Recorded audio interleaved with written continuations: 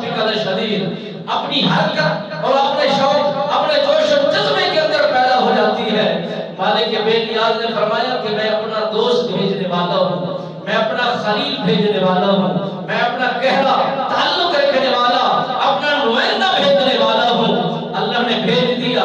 آپ کی والدہ محترمہ کی عمر کم تھی اور دوسرے خاتونوں کی طرح ان کی عمر نہیں لگا کرتی تھی۔ آپ کے ہاں جو حمل پیدا ہوا اور وہ دوسری عورتوں کی طرح نہیں تھا۔ الغرض کی کہانی چلتی ہوئی یہاں تک جا پہنچی کہ بچے نے جنم لیا۔ غار کے اندر جنم لینے کے بعد ماں نے کپڑے میں لپیٹا، اللہ کے سپرد کیا کہ مولا مجھے لگتا ہے جو لال جنم دے کے آئی ہوں یہ زمانے سے عجیب ہے، اور جو لال پیدا کر کے آئی ہوں اس کا ناز و نخرہ عجیب ہے۔ مجھے لگتا ہے اس نمرود کی بادشاہی کو ملیمیٹ کرنے کے لیے یہی لال آیا ہے۔ جن بچوں نے اپنی جان کے نذرانے پیش کر چکے ہیں، جو مائیں اپنی گود سے بیٹوں کو جدا کر بیٹھی ہیں، مگر یہ بچہ مجھے ثابت کرنے لگتا ہے یہی بچہ یہ اس کی زوال کا سبب بنے گا، اس کی حکومت کو ملیمیٹ کر دے گا۔ آپ نے اللہ کی بارگاہ بے کس پڑھا کے اندر فریاد کی، مولا یہ تیرے سپرد کیا جا رہا ہے۔ بس قبضے میں لپیٹ کر اس غار پر رکھ دیا، غار کے اندر لٹا کر روانہ ہوئی تو کیا دیکھتی ہے؟ ایک پتھر کی چٹان ہوا میں اڑتی ہوئی اس غار کے اوپر آ کر پھیل جاتی ہے۔ وہ سمجھ گئی کہ مالک بے نیاز اس کی حفاظت کرنا چاہتا ہے، اس کو رکھنا چاہتا ہے، اس کی دیکھ بھال کرنا چاہتا ہے، اسی سے کام لینا چاہتا ہے، اسی کی تبلیغ کروانا چاہتا ہے، اسی کی حکومت چلانا چاہتا ہے۔ سلسلہ چلتا گیا۔ علماء نے لکھا، فرماتے ہیں کہ جس طرح ایک بچہ جنم لیتا ہے جو سال میں وہ بڑا ہوتا ہے، سال میں زندگی کو زیادہ پاتا ہے، سال کے اندر اس کے قد کار کی جو طوالت ہوتی ہے، مگر اس اللہ کے نبی کی ایک دن کے اندر اتنا زیادہ سال بھر کی پرورش ہو جایا کرتی تھی۔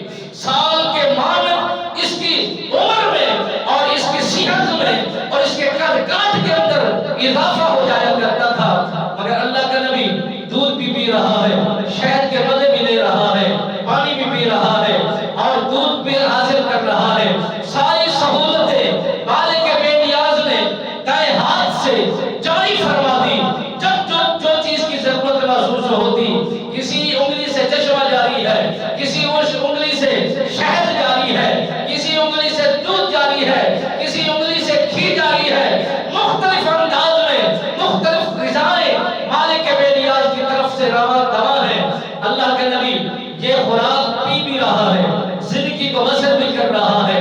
نہ دائیں ہے، نہ بائیں ہے، نہ ماں ہے، نہ ماں کا سہارا ہے، نہ باپ کا سہارا ہے، نہ عزیز و اقربا ہے، نہ برادری والے ہیں، نہ قبیلے والے ہیں، نہ اٹھانے والے ہیں، نہ گود میں لٹانے والے ہیں، کوئی بھی نہیں نظر آتا۔ مگر اندھیری غار کے اندر جنم لینے کے بعد اجالا ہی اجالا پانے کے بعد زندگی کو بسر کر رہے ہیں۔ علماء نے لکھا، وہ فرماتے ہیں 7 برس کے بعد باہر نکلے۔ دوسرے علماء نے لکھا، وہ فرماتے ہیں اختلافی روایات موجود ہیں، نہیں 12 سال کی عمر میں آپ نے باہر کو قدم رکھا، 12 سال اس غار کے اندر رہے، وہی خوراک پائی، وہی زندگی کو حاصل کرتے رہے۔ مگر علماء کا اس میں اختلاف ہوتا ہوتا یہاں تک جا پہنچا کہ 17 برس کی عمر تک جب پہنچے تو آپ کو باہر نکالا گیا۔ اس وقت یہی عالم تھا، یہی کیفیت تھی۔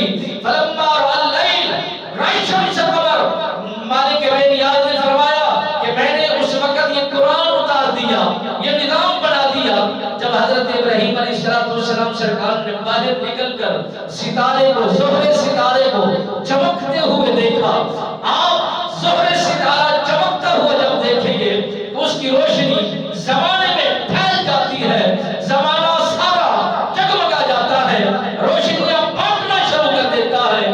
حضرت ابراہیم علیہ السلام سرکار فرماتے ہیں میں جب غار سے باہر نکلا، پہلا منظر کیا دیکھا؟ میں نے لائن کو دیکھا۔ دیکھا. اہل کہتے ہیں رات کو، رات کے اندھیرے میں جب میں باہر آیا تو چمکتے ہوئے ایک ستارے کو میں نے دیکھا.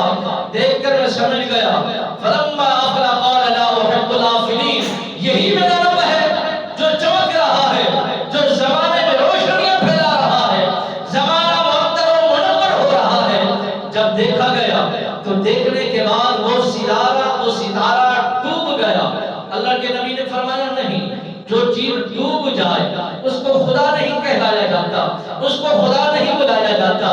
جو چیز حد کے اندر رہ کر روشنیاں مسلسل، دن میں تصور اس کا وہی ہو، رات کے اندر بھی انداز اس کا وہی ہو، تو وہ کبھی، میں تو اس کو مانتا ہوں جو بے مثل و بے مثال ہے. سب سے پہلے حضرت ابراہیم علیہ السلام سرکار جب باہر نکلتے ہیں اپنی والدہ محترمہ سے متوجہ ہوتے ہیں، اے اماں حضور میرا رب کون ہے، میں کس کی عبادت کروں گا، میں نے کس کو خدا تسلیم کرنا ہے، کس کے سامنے میں نے سجدہ کرنا ہے، کس کو میں نے اپنا رب ماننا ہے.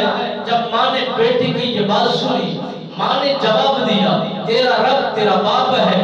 آپ نے فرمایا باپ اگر رب ہو گیا میں اس کو مان گیا، ساری صفتیں ساری چیزیں اسی کے اندر آ گئی، تو پھر میں اس کو رب مانوں گا اگر وہی صفات جو میں سیکھ کے آیا ہوں، جو میں پڑھ کے آیا ہوں، جو میں لے کے آیا ہوں، جو مجھے میرے دل و دماغ کے اندر رکھی گئی ہے، وہ صفتیں نہ پائی گئی تو وہ باپ ضرور ہوگا، خدا نہیں بن سکتا. باپ ضرور ہوگا، رب نہیں بن سکتا. باپ ضرور ہوگا، وہ رازق نہیں بن سکتا. باپ ضرور ہوگا، معبود نہیں ہو سکتا.